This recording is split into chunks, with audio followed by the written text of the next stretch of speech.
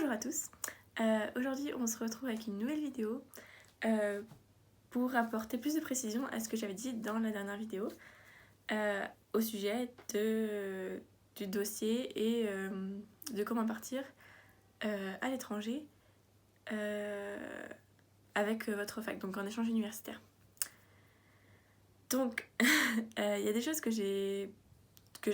dont j'avais oublié de parler dans la dernière vidéo ou simplement auquel j'avais pas forcément pensé à vous inclure, et du coup je me suis dit que ce serait l'occasion dans cette vidéo d'ajouter plus de précision à ce que j'ai dit la dernière fois. Ce qui m'a aussi fait penser à ça, c'est que la semaine dernière Nanterre avait invité les étudiants qui étaient partis donc les années précédentes à venir participer au forum des mobilités. Donc c'est un forum pour donner des informations aux personnes qui souhaitent partir à l'étranger, donc l'année prochaine ou l'année d'après, mais sûrement cette année. Et du coup, j'ai répondu à plein de questions quand j'étais là-bas, et je me suis dit que il y avait des choses que j'ai peut-être pas assez approfondies dans la vidéo. Donc je me suis dit que comme ça, vu que j'ai vu vraiment des gens qui avaient ces questions-là, et c'était vraiment moi qui me posait des questions, je me suis dit bon bah comme ça je peux rajouter ça dans une autre partie de vidéo. Donc voilà. Donc allons-y.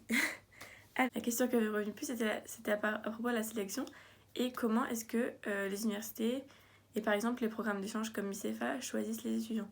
Donc pour savoir si on a une très grande chance de partir ou pas. Alors tout d'abord, il faut penser au fait qu'il y a un nombre de places attribuées pour les échanges. Donc du coup, il y a par exemple 10 places dans une fac. Bon, après une difficulté technique qui concerne mon téléphone qui ne filmait pas. Voilà. Alors, pour la sélection, donc déjà, le premier lieu, c'est le nombre de places. Selon le nombre de places, vous aurez plus ou moins de chances d'être accepté. Donc, les facs ont un certain nombre d'étudiants qu'ils peuvent envoyer à l'étranger et vice-versa. Donc, ça dépend du nombre d'étudiants qui viennent ici et du coup, ça détermine le nombre de gens qui peuvent partir. Donc voilà. Et donc après, pour votre dossier, en fait, ils vont regarder le dossier en sa totalité. Donc il faut que à peu près tous les éléments soient cohérents et que tout soit plus ou moins positif.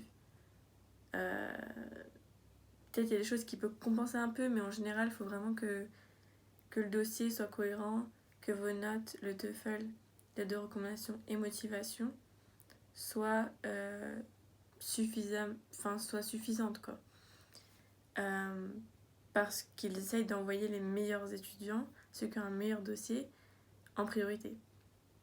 Et il n'y a pas forcément beaucoup de place. J'ai été informée que, mais je sais pas si c'est vraiment ça, mais en tout cas, apparemment il n'y avait que 18 personnes qui sont parties quand moi je suis partie, ce qui n'est pas énorme. Mais après, il ne faut pas se décourager. Selon ce que vous faites comme filière, selon vos dossiers, et en fait, vos dossiers, ça dépend des autres en fait. C'est pas que votre dossier qui compte, c'est aussi s'il y a des gens qui ont un dossier bien meilleur que vous. Donc c'est ça aussi auquel il faut penser. Mais il faut pas non plus se stresser en se disant que vous n'y arriverez jamais ou autre. Hein. Si c'est cohérent, si votre dossier est solide, il n'y a pas de raison il n'y a pas de raison que vous ne soyez pas pris. Il faut savoir que si vous avez un bon dossier, donc que vos notes soient dans l'ensemble plutôt bonnes, mais aussi ils vont quand même regarder l'anglais. Enfin, je sais pas s'ils regardent vraiment l'anglais, mais en tout cas, ils regardent si... En fait, moi je dis ça parce que moi j'étais en licence d'anglais, donc ça n'a rien à voir, mais en gros, ils regardent juste si à peu près vous avez des bonnes notes, et donc pour voir si vous allez bien travailler. Ils regardent le TOEFL. Donc le TOEFL, c'est vrai que la plupart des universités disent qu'il faut avoir 80. Mais c'est quand même mieux de viser un peu plus haut parce que il y a peut-être des gens qui auront mieux que vous en fait, c'est ça. C'est à ça auquel je pensais à chaque fois. Je me disais, mais c'est vrai, les gens ils vont voir mieux et tout. Et au final, ça s'est bien passé.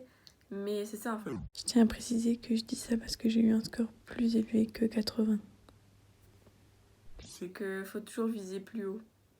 Viser plus haut que le minimum qu'on vous demande parce que vous savez pas contre qui vous battez, on va dire. Donc c'est pour ça.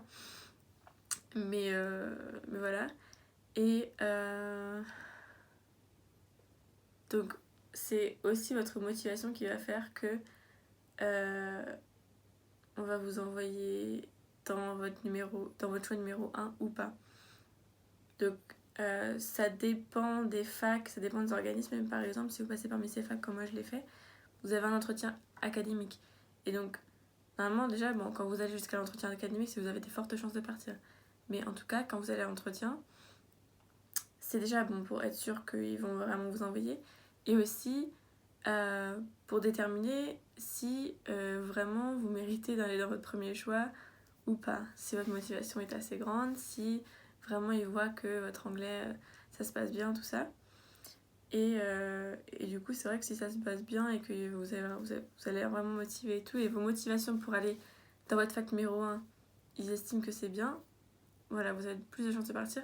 Après, c'est vrai qu'il y a des exceptions parce que des fois, il y a trop de personnes qui veulent partir à un endroit et même si votre dossier est super bon, bah peut-être que eux, c'est plus dur à caser leur filière, donc peut-être qu'ils vont passer avant vous. Mais en soi, normalement, il n'y a pas trop de raisons. Mais voilà, c'est comme ça que ça se passe. Après, une question qui revenait souvent, c'était le budget. Et du coup, ça, c'est vrai que pour l'instant, je vais pas forcément parler en détail parce que, en fait, ça dépend de tout. Donc oui, ça dépend vraiment des facs. Et de l'état où vous allez habiter, dans la ville où vous allez habiter, parce que c'est pas les mêmes...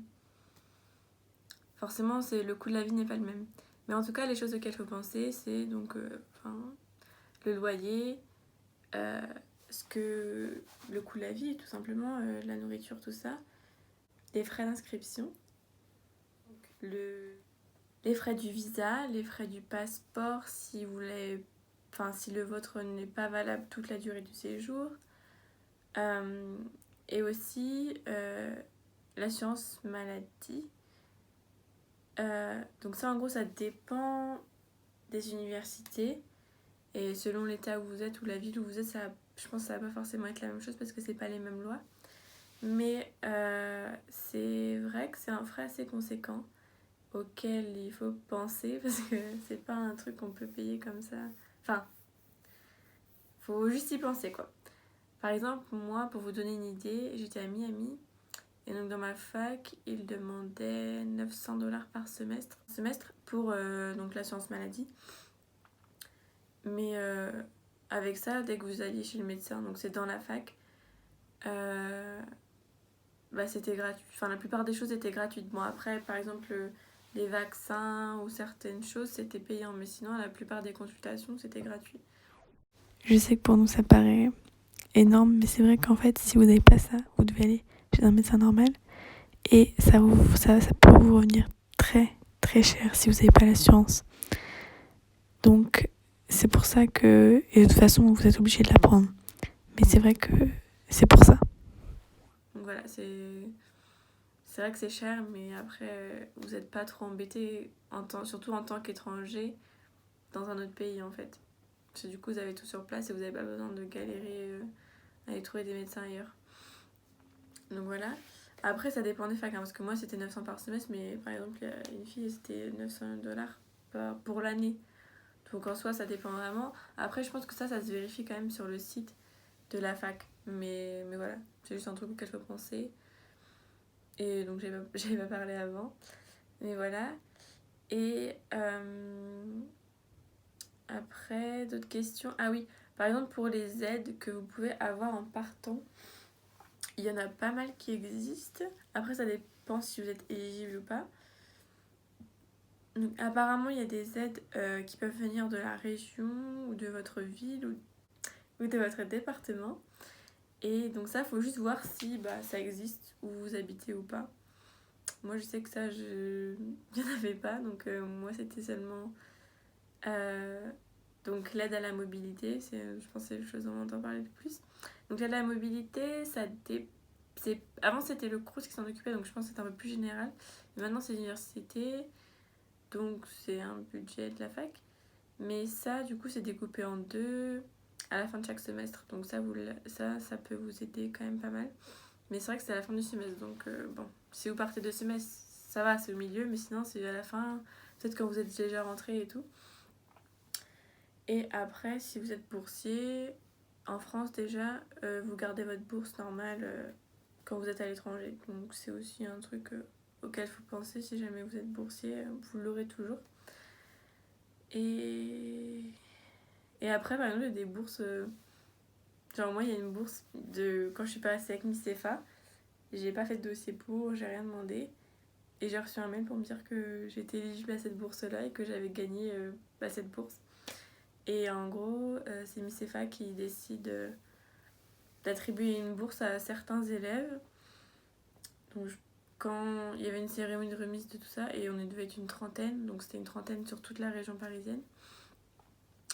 Donc c'est plutôt bien si ça vous arrive. Nous, on était 2 à Nanterre à la recevoir. Donc c'est des petites surprises qui font plaisir, mais c'est surtout pour vous aider avec le billet d'avion. En fait, c'est une bourse qui est donnée par MICEFA en partenariat avec l'ambassade des États-Unis en France. Et c'est pour vous aider aux premiers frais, donc le billet d'avion ou quand vous arrivez sur place, tout ça. Donc c'est très appréciable, surtout qu'en contrepartie, la seule chose que vous avez à faire, c'est de rédiger une sorte de compte rendu de votre échange et de la façon dont vous participez à, comment dire, à faire découvrir la France à d'autres personnes ou des choses comme ça en fait. Donc c'est très bien et c'est une super surprise. Donc voilà. Une chose que je pourrais rajouter, c'est que c'est pas dans le dossier donc, que vous avez à rendre au mois de novembre, mais par exemple, donc si vous êtes accepté par une fac, tout ça, la chose que vous allez à faire, c'est de fournir les vaccins, enfin l'historique de vos vaccins, parce que les vaccins que vous avez déjà fait, tout ça. Et après, pour certains vaccins qui ne sont pas obligatoires, par exemple comme celui de la méningite, si vous ne l'avez pas fait, vous pouvez soit choisir de le faire en France avant de partir, soit choisir de remplir un formulaire qui dira que vous êtes au courant des risques, mais que vous les prenez quand même, quoi. Et donc ça existe. Et après aussi, par exemple, pour l'hépatite B, vous avez un dépistage à faire pour être sûr que vous ne l'ayez pas et vous mettez juste les résultats avec vos vaccins et vous les donnez à la fac. Donc ça, c'est vraiment que après, quand vous êtes accepté par votre fac, mais c'est juste que je me suis dit, c'était un truc à savoir si par exemple vous voulez le faire en avance, comme ça vous êtes débarrassé, vous n'avez pas pensé à ça la dernière minute entre guillemets, mais au moment de donner les dossiers, parce que des fois il y a plein de choses à faire en même temps, c'est vrai que c'est un peu stressant, surtout si prendre des rendez-vous, tout ça. Mais voilà. Donc voilà, c'était les choses auxquelles j'ai pensé à rajouter et les questions que j'ai eues et je me suis dit bon bah comme ça j'en profite pour faire une vidéo et comme ça sera là. Et voilà. Donc encore une fois, si vous avez plus de questions, s'il y a des choses qui restent pas claires, n'hésitez pas à me le dire dans les commentaires. Aussi les commentaires, vous pouvez vous en servir pour me dire que je vous ai aidé. Ça me ferait très plaisir si je vous ai aidé, enfin n'importe. Même si c'est un petit truc que vous avez aidé, j'aimerais bien le savoir. Ça me fera plaisir de savoir que je fais pas ça pour rien. mais voilà. Et voilà, du coup, vous pouvez si ça vous intéresse de continuer à suivre les vidéos que je peux faire concernant l'échange, concernant la préparation du dossier et tout ça, bah, abonnez-vous, comme ça vous serez notifié quand je ferai une autre vidéo. Et voilà, et du coup, bah, je vous souhaite une bonne journée, une bonne soirée, et prenez bien soin de vous, et on se voit une prochaine fois.